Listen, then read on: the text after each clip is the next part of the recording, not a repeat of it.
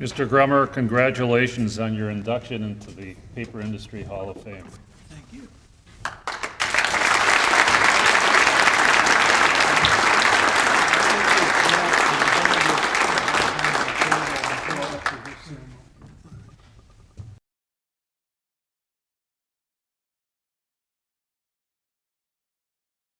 Well, last Tuesday, I knew what I was going to say when I got here.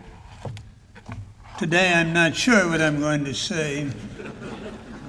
So we'll just put it on the line. Last Tuesday, I joined ranks of millions who have received that unwelcome news. You have lung cancer, and it is incurable. So that changes one's outlook on a number of matters rather rapidly. So it seems peculiar to me that these two great things in my life should come within the space of 3 days. But one thing we learn about history, one does not repeal it, and that's the way it is going to be, and that's the way we'll take it and go on from here.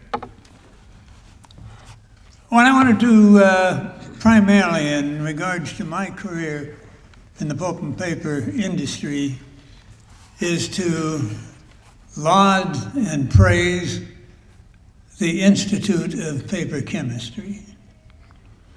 There is simply nothing in history that was like the Institute, an organization dedicated to the science and the technology and the graduate education of individuals for a particular industry.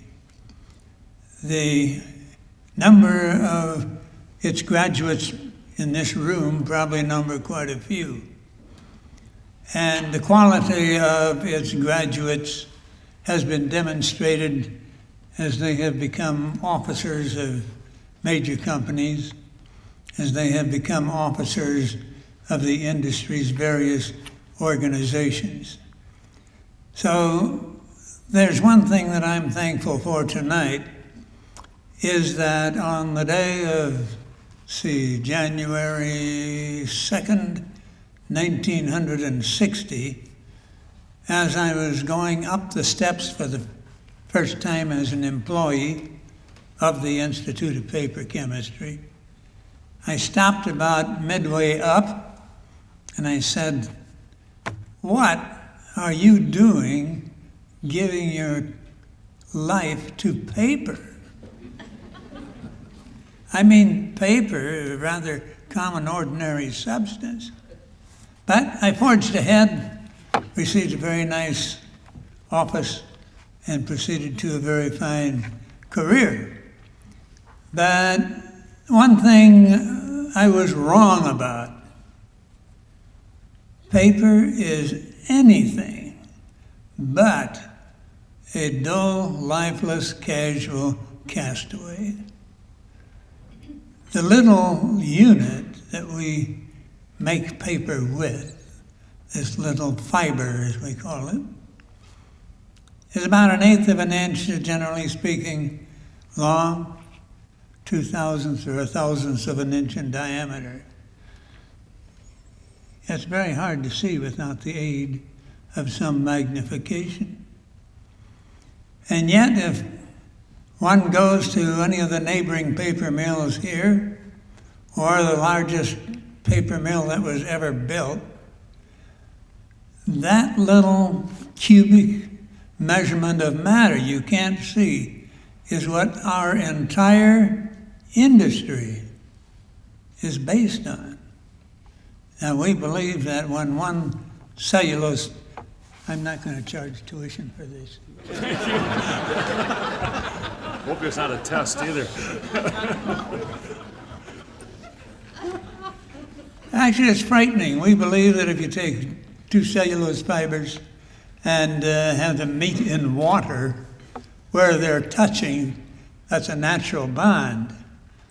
Now, the problem as I see it is man did not bring this about. This bond is not one of his creations. He just looked and said, oh, look what happens, and it does.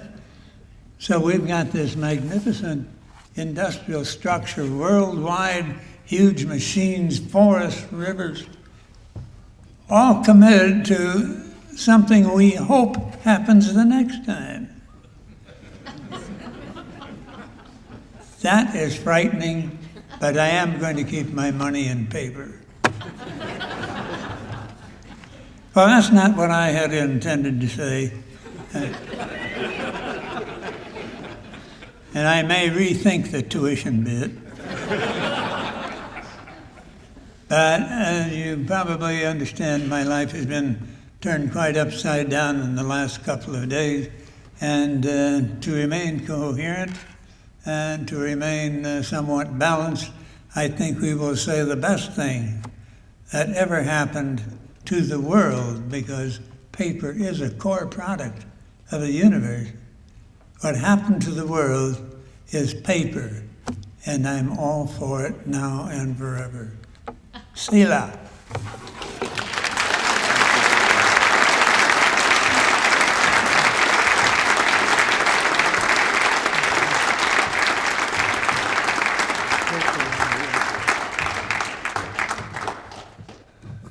Thank you very much, Mr. Grummer.